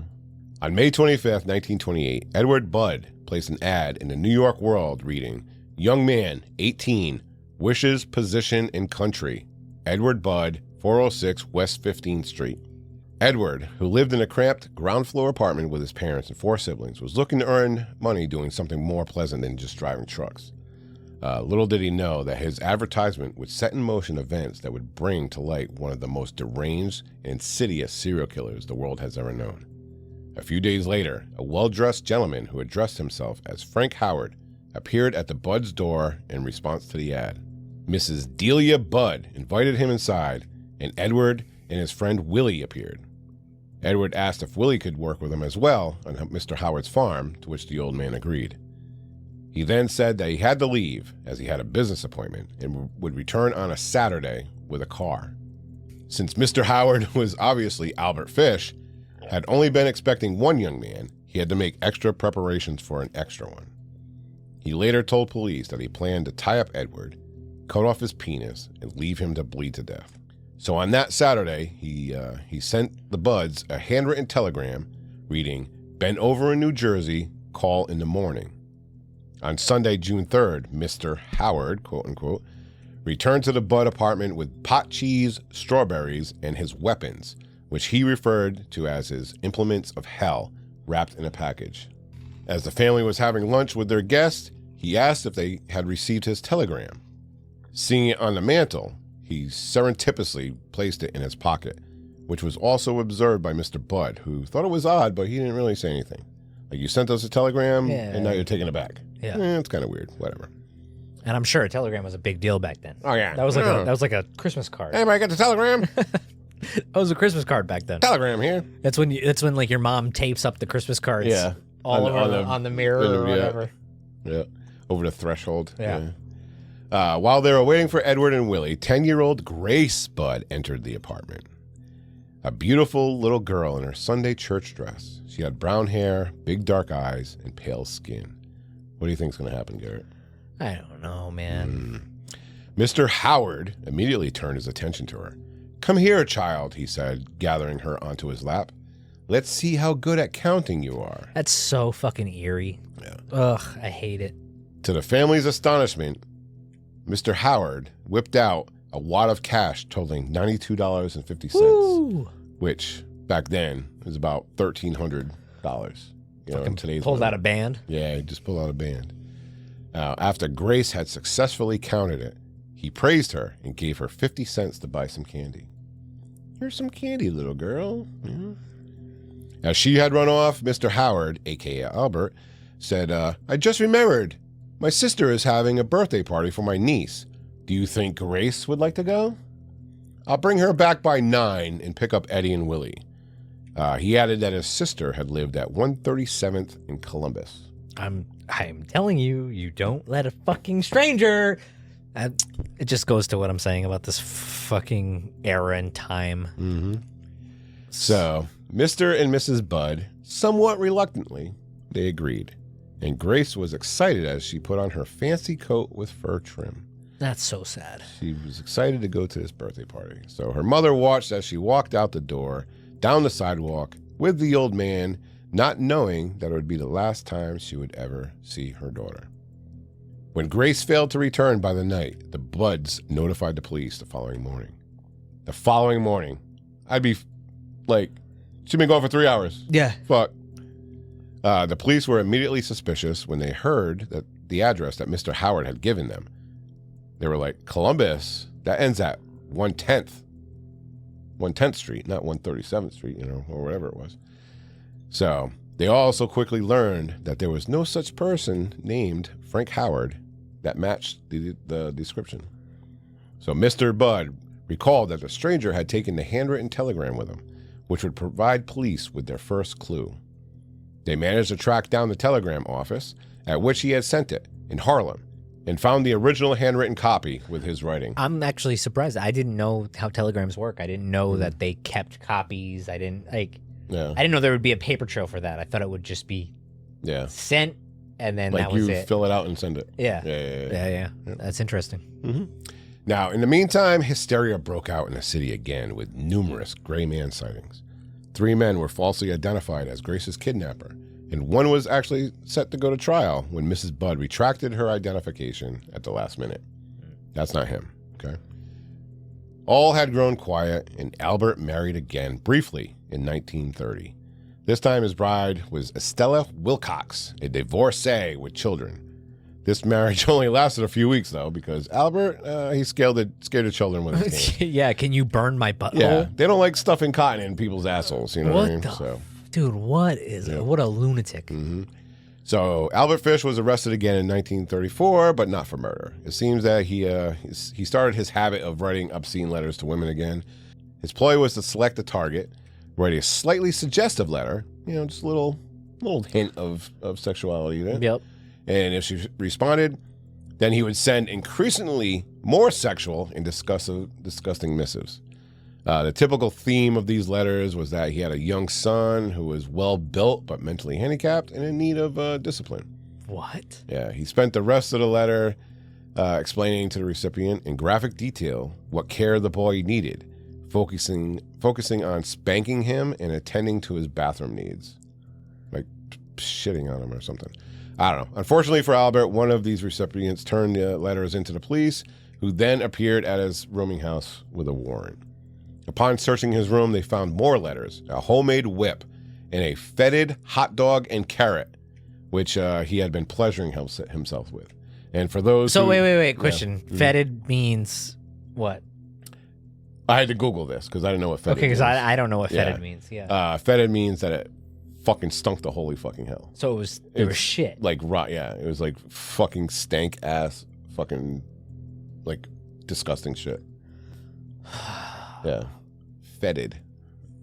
It was fetid. You know what's wild too is like I guarantee you, outside of people that listen to these podcasts and are in deep dive into the true crime world. Not a lot of people know who Albert Fish is, and we're taking this lightly because we have to, because we can't take it serious. Like, I fucking hate doing episodes about children. Yes. Fucking hate it. So that's why we're drinking heavily on this episode. If anybody can't tell, we're drinking heavily on this episode, and we're just trying to we're trying to breeze through it, basically, right? Yeah. But the fact that this guy is not a bigger name in in that true crime world blows my mind. Yeah. Because I guarantee you, if I asked my mom, do you know who Albert Fish is? She would have no clue. Right. You know what I mean? Someone who's not in that world. Yeah. But she would know who, Ted Bundy, Dahmer. She would know who those guys are. Yeah. But this has got to be one of the most twisted and sadistic and just ruthless killers of all time. Yeah. It's just it's interesting how society kind of just, when something's so crazy at the time, they just pretend like it never happened. Correct. Right? Yeah. You know what I'm trying to say? I feel like this was one of them. Yeah. Back in the early 20s, we're just going to pretend like this never happened. It doesn't exist. Yeah. Right? Yep. It's interesting to me. It's a weird dynamic. As bad as this episode is, it's going to get worse. Yeah. Yeah. And we're just going to push through it. All right. So Albert Fish, he was committed to Bellevue Psychiatric Hospital for 30 days because they found the fucking hot dog that stunk to fucking holy hell. It was there that he was determined to have manifested sexual perversion from an early life. He was released 30 days later to the custody of his daughter, Anna. Well, there you go. In 1934, Albert Jr. witnessed his father awaken from nightmares, sweating and gasping. Sometimes he heard the name Grace mumbled. Ooh, shivers. Yeah. To calm himself down, Albert would shove needles into his skin. Oh, dude, it's sadism to the T. Detective William King of the NYPD was still obsessively searching for Grace Budd. And from time to time, he planted stories in the newspaper about her, thinking that her kidnapper was following the news and hoping to elicit some action on his part. And guess what? It fucking worked. It worked. Yeah. All right. In 1934, Mrs. Budd received a letter from the kidnapper. And since she couldn't read, Edward read it first. Then he ran to give it to Detective King. In the letter, which has become infamous, the kidnapper stated that a friend of his visited China, where eating children had become popular. After discussing this in some detail, the writer said that he had decided to try eating children himself, and he recalled the day he had visited the Budds and wrote, "This is to the mother.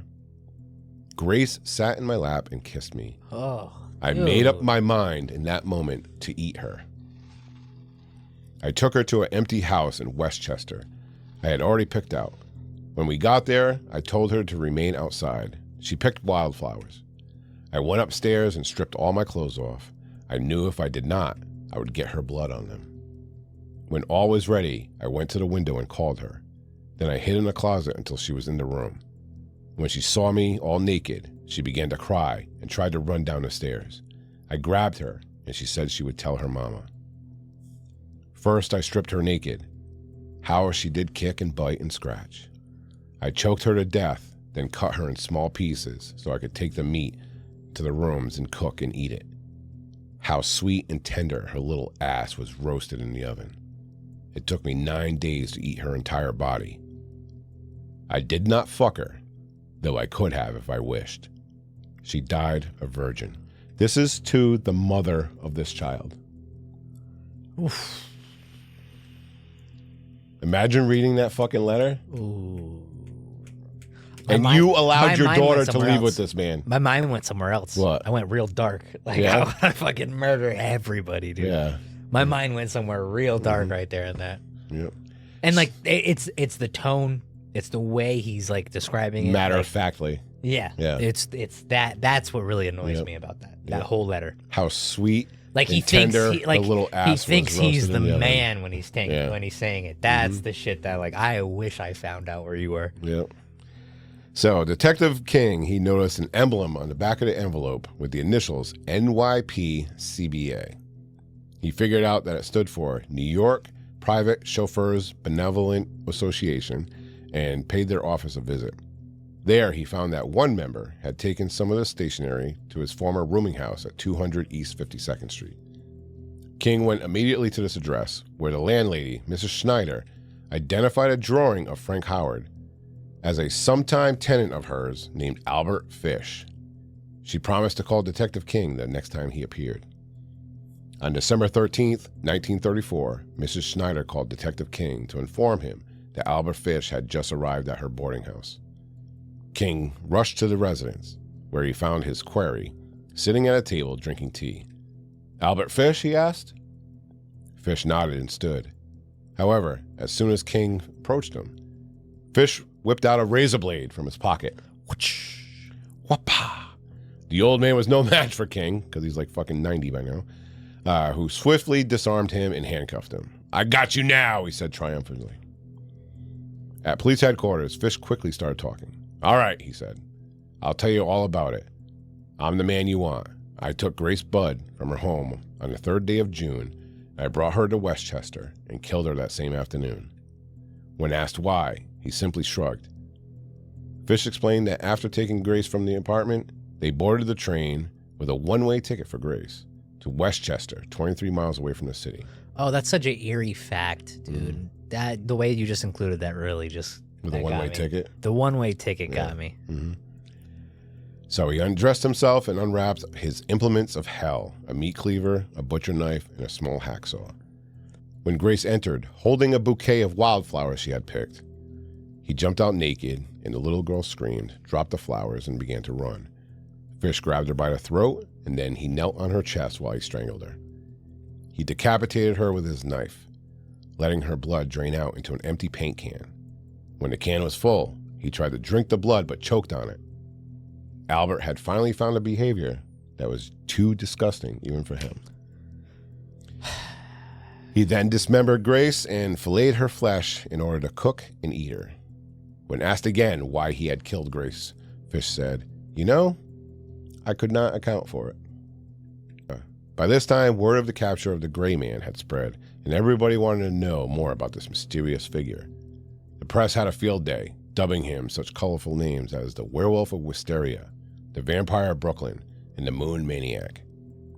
Over the next few days, the scene of Wisteria Cottage was circus-like, with police, medical examiners, press, and onlookers. Grace's skeletalized remains were dug up and placed in a box. While in jail, Fish complained of pain when he sat and conjectured that it must be related to the needles he had stuck in his body. An x-ray was taken, and sure enough, 29 needles were found deep inside his pelvic region. He had literally become a human pincushion.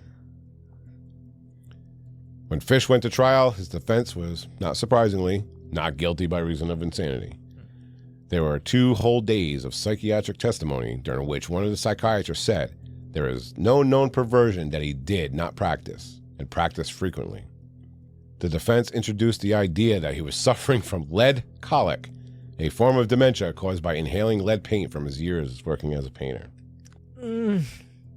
Could not be. I mean, you know what I mean? Like that's lead paint has been known to fuck somebody up. Fuck some psychotically up. Yeah. Like there is proof of that. Yep. So after deliberating for only 6 hours, the jury came back and said, "Go fuck yourself and your fetid hot dog." Fucking Albert Fish. Don't get me wrong. Yeah. He deserves everything that motherfucker got, and actually he deserves more. Yep. But you know. Mm-hmm. Yep. You're fucking guilty. So take your hot dog and shove it up your fucking ass where you like it. They later said that while they all believed him to be insane, they thought he should go to electric chair anyway. So fuck him. Yep. So Fish was executed in the electric chair at Sing Sing Prison on the night of January 16th, 1936. His last meal was roast chicken that was fed to him by a prison guard to avoid a suicide attempt, because a few months earlier, Fish had attempted to slit his wrist with the bone of a T-bone steak, so they had to feed him. He wasn't allowed to feed himself. Oh, he was really not trying to go out by them. Yeah. Yep. So on the way to the electric chair, Fish told the guards with great anticipation, it'll be the supreme thrill, one that I haven't tried, being electrocuted. After he was strapped in the chair, he was given a chance to say his last words, to which he stated, I don't even know why I'm here. Fucking nut job. Prior to his death, he gave a written statement to his attorney, who said, I will never show it to anyone. It was filled with the most filthy string of obscenities that I have ever read. That goes back to him writing those, obscenity filled letters to the women, and all that stuff. Like, I guarantee you that was probably one of the grossest things humanity has ever published writing. The depth of his dark, fucking sadistic he probably just mind. went all out. And I guarantee, and I applaud the attorney for doing that. So you applauded his defense attorney? Yes. Wow. Yes. Yeah, good job, Garrett. I applaud his defense attorney for saying, I will never show this to anyone. Yeah. This is, It's just that bad. Yeah. And it probably was mocking the families and all. It's. Yep. In trying to explain himself, Fish said, I always had a desire to inflict pain on others and to have others inflict pain on me. The desire to inflict pain, that is all that is uppermost. So that's that for Albert Fish. So thank you again to Debbie from True Crime University for writing the story. Before we jump into Dear Douchebags, what do you think of the story, Garrett? Dude, I'm glad we got through it. Yeah. I even said, you said it and I said it, and I was like, Albert Fish is a good one to do, but it's one of those ones. Obviously, everybody who's listened to the podcast for a while understands that we don't do well with kid ones. Yeah. So I think we handled it well. I think we did. We got some liquor got libations. Yeah. We got to remember that for next time. Next time we do a kid one, we got to have like a lot of libations to get through it, because that was especially the Grace Bud part of it. Yeah, the wildflowers gets me every time. Yeah, I hate it. Like to be this innocent little girl, especially anyone who has little anyone who's had a daughter in their life too understands that. Like she's probably just walked in like, oh, look at the flowers I picked. Yeah, and here comes this dude. Oh, I'm gonna fucking kill you because I'm a fucking weirdo. Yeah, it's just one of those things. Yep. All right, so head on over to Spotify and Good Pods and tell us what you thought of the fucking episode. And now it's of the worst person in the world. The worst person in the world. Yep. So now it's time for another installment of Dear Douchebags, where you send in what is troubling you, and we give you our best advice on how to handle it, which is probably the worst advice you'll probably ever receive. All right, we have 2 requests, which is shocking that 2 people want to hear our advice, but hey, here we go. So first up is annoyed in marriage. Whoa! Yes. No, I can't do this. Yeah. Oh, yeah. So, here we go. We got like a single guy and a married guy. Oh, yeah. So annoyed writes, hello, douchebags. Hello, annoyed. I am one of your older fans. My husband is now 70 years old, and he's even more boring and annoying than he was 42 years ago when I met him. Is it okay to throw a pillow over his mouth and nose when he sleeps while I'm trying to talk to him? Then I could just use his body as an armrest. Oh, my. Who the fuck sent this in? Any suggestions are welcome. So basically... Wait, go back up. Who was what was her name? Annoyed. Or his name? His name? Just annoyed. Annoyed in marriage. Yeah. Okay, annoyed in marriage. Yeah. So basically, like when she's trying to talk to him about things, he just falls asleep while in the middle of her talking to him. He's just like... He's even more boring and annoying than he was 42 years ago. Wow. I wonder if annoyed in marriage is actually Jill Biden. Cut it out. All right. Go ahead. At 70 years old, Yeah. I need to know how long they were actually married for. Well, they met for 42 years ago. 42 years ago. Yeah. 42 years. And he's more boring and annoying now. But is that just age catching up to you? That's a long time to be married to somebody. That is a long time. That is an incredibly long time, and you have to give yourself credit for that. Yeah, that's 42 years together is some serious dedication, time management. Yep. I've been through 2 marriages, and neither of them lasted more than 7 years. So. Exactly. 42 years. Give yourself credit for that. And even if he's boring, you still lasted 42 years together. You know what, annoyed? I think that you are a saint for going that long. Correct. You know? But the question is, Should she throw a pillow over his face? No. What? No, you don't kill your husband of 42 years. No, you don't kill him. It takes a long time to like kill somebody that way. Just knock him out. No. Yeah. Have him wake up a couple hours later like, huh, what the fuck happened? You know? It's like the thrill of like, I could do it, but I didn't do it. I think you really got to step back. I'm giving honest advice here. You're joking. Okay. You're joking. No, I'm here. serious. I think you need to accept the good things, let go of the bad things, and just realize, hey, we made it 42 years. Yeah. It obviously wasn't that bad. You might be joking a little bit sending into the podcast, but if you lasted 42 years, it wasn't horrible. Yeah. There's something holding you guys together. Spice it up, too. I can see that. Spice it up. Tell him to fucking... How are you going to spice it up with a 70-year-old? Oh, a 70-year-old can throw on a G-string. Wait at the top of the stairs for the bouquet of flowers, like... I mean, Albert Fish's father was 75 when he was busting out Exactly. fucking kids, you can still have kids, according to Albert Fish, so... Yeah. The way I look at it is 42 years. It's 42 years. 42 years that you wasted. Oh, no, Dave. Here you are, 42 years later, you're bored, you're fucking annoyed. You're like, what did I do with my fucking life? You know? I don't know. That's the way I would look at it. Yeah. You know? I think that's a scorn versus a better outlook. or versus it's the scorn versus the looking to some sort of light. I guess. Yeah. I don't know. I mean, try the pillow. See if the pillow works. Pillow doesn't work. I don't know. What's the saying that if at first you don't succeed, it's only attempted murder? It's only attempted murder. Yeah. And you can go find the Criminal AF merch. That's it. Yeah. Find that T-shirt and the hoodie on the merch shop. Yep. If anybody doesn't tell you, I'm proud of you for sticking it out 42 years. That's a big accomplishment. Look at it like that. Yep. Even if you settled. Yeah. Even though you wasted 42 years of your life. I don't know if you were able to keep that one in. Maybe not 42 years. Maybe half of that you wasted. You know? Everybody gets like that, though. You become roommates at when you're 60, 70 years old. You're just hanging out. I don't know. Some people still got the little spice, you know? They want a little spice in their life. But it's on both people to keep that going. I get that, but apparently he falls asleep. He's falling asleep. Like, he's an old man. I'd fall asleep too. She's probably like, "Hey, honey, can we get a little action?" He's like, you know, just fucking falls asleep. So I don't know. Try the pillow. See what happens. So there you go. There you go. Annoyed in marriage. How's that? Annoyed in marriage. Yeah. All right. Yeah. All right. Next up, we have Naughty in Neverland. Naughty in Neverland is probably the best, Patreon name, whatever we've heard. Naughty in Neverland. Yep. All right. I need some bad advice. Especially for the Albert Fish fucking episode. Yeah. Come on.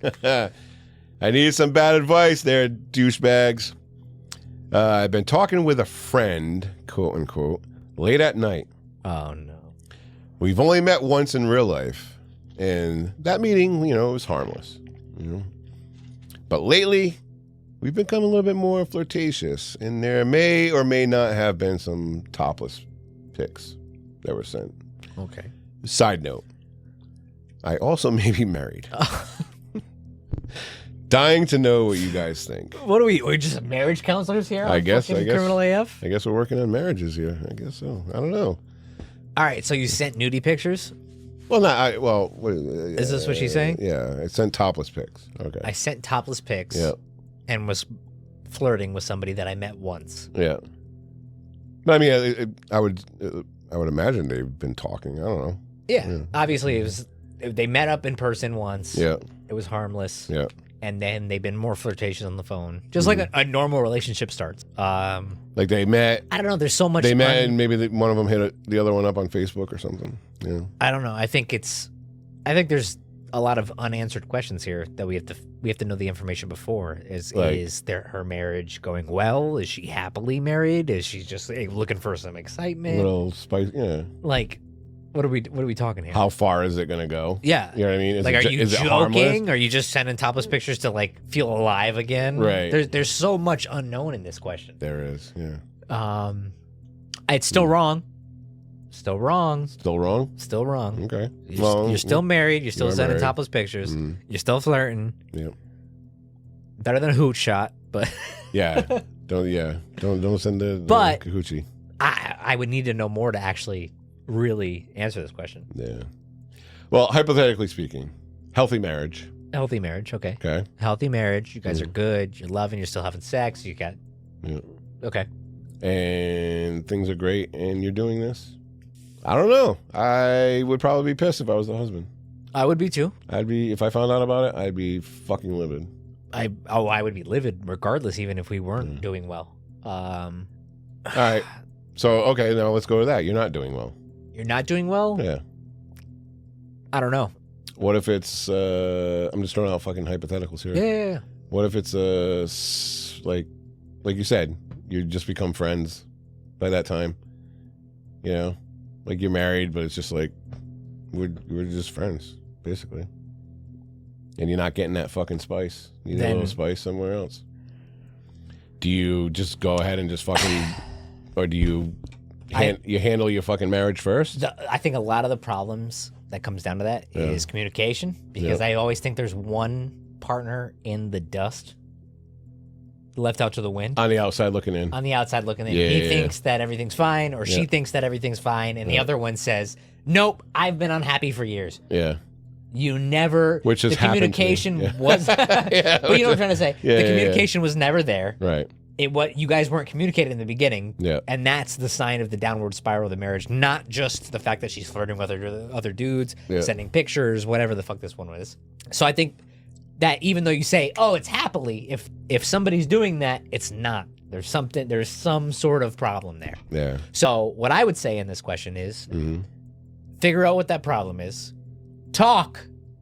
Communicate. Yep. Figure it out. Say what's wrong. Say what's on your mind. Yeah. And even if you have to tell them what you've been doing, you do it. Yeah.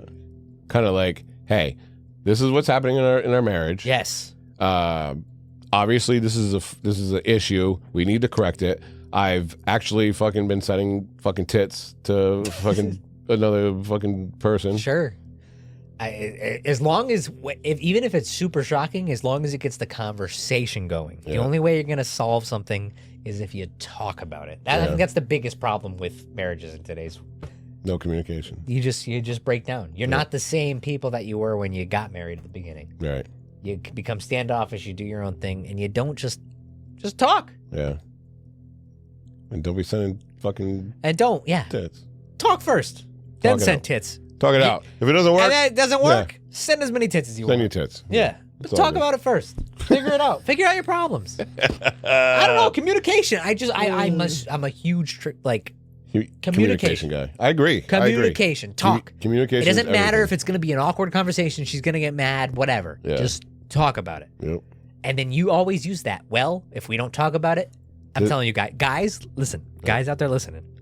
You bring that up. Well, if we don't talk about it, it'll never get resolved. It'll instantly get refreshed. Even if it's a touchy subject. Yeah. She'll be happy that you actually at least came to her. Yeah. Mm-hmm. Works. Yep. I'm telling you. I've done that in the past. Telling you. I've done it in a relationship. Yeah. Where I'm like, hey, this is the problem. This is not working out. Even if she gets mad about it. Yeah. It's better to talk about it. This is not working out the way that I would want our relationship to be working out. And this is where I'm standing at this moment. Yep. You know, there may or may not be, somebody else who's showing me interest. Yep. I do not want to reciprocate, however, because I love you. I'm having fun. However, if I don't feel that from you anymore. Correct. Obviously, then what are we doing here? Yep. You know what I mean? Actually, truthfully, I've been in it. This can actually be good for you because it can steer you in the direction that you want to go in the rest of your life. You don't want to waste your time. Right. And if you're not happy, don't be happy. Yeah. Explain why you're not happy. That's all I got to say. Yeah. Don't just keep it fucking bottled in. Fucking Dr. Garrett. Don't just keep it bottled in. I'm just saying, don't keep it bottled in. Yeah. Just explain. Because if you keep it bottled in, it's never going to end right. It's always going to end in disaster. It's going to end bad. Yeah. So eventually, even if it starts the fight today, get the fight done today and figure out the problem now. Right. Then go down 10 years down the road and then have a shitty fucking ending to your relationship. FYI. Yeah. It's not worth it. Get the fight done now. Fight now. Get the fuck up in someone's face. fucking fight. I'm just kidding. Well, I love you all. Yeah. Garrett, I'm impressed with you. I like that. Okay. That was good. True words. 10 years, by the way. 10 years married. Yeah. 10 years married. Yeah. At 32. Not bad. Not bad. Not bad. Not saying I'm an expert. I'm not. I have no clue. I have no clue what I'm doing. I'm not an expert. No clue what I'm doing. But it works out. Yeah.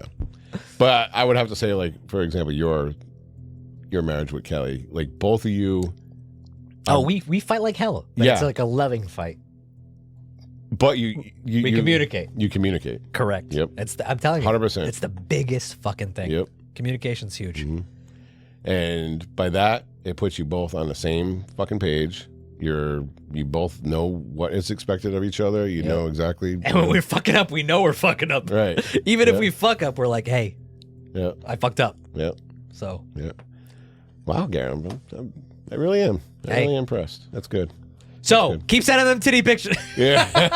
I'm just kidding. Figure it out first. Yes. And then keep sending them. That's right. If it doesn't go anywhere, send the titties. Send the titties. Whatever. At least you tried. You have to try. The true crime douchebags. Send the tits. Yeah. Send the titties. I mean, I'm not gonna say no to titties if anybody wants to send them, but hey, whatever. All right. So that'll do it for this episode of Ham and Eggs Fucking Fish by Criminal AF. Let us know what you thought of this episode. Like I said before, go to Good Pod, Spotify, or leave a review on Apple Podcasts. And thank you all for hanging out with us today. Thank you. Head on over to criminalasfuck.com to ask us anything you'd like via our mail call tab.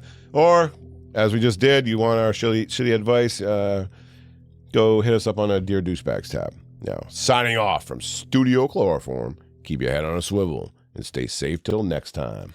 See ya! Now give me our theme music! Executive producers for this episode are Christine Rivera, Beth Davis, Dusty J. Hicks, and Terri Burke-Wolin. Associate producers are Paul Hodge, Tara Mazur, Shantal Daggett, Jay from Fright Flick FMK, Cherise Webb, Kori Cribs, Donny Blake, and Jared Rhodes. Producers are JD, Trent Gobble, Devin Dean, Ashlee O'Connor, Lissa Porrello, Alicia Knight, Maria Selene, Chris Owen, Not That Chad, Emily White, Ian Turner, Emily Dickendasher, Debbie from True Crime University, Jeanette LeBlanc, and Renee Prada. Intro and outro music by David Mercurio. Be sure to follow Criminal AF on Instagram, TikTok, Facebook, X, and YouTube. Check out all of our merch and many other items at debaucheddesigns.com.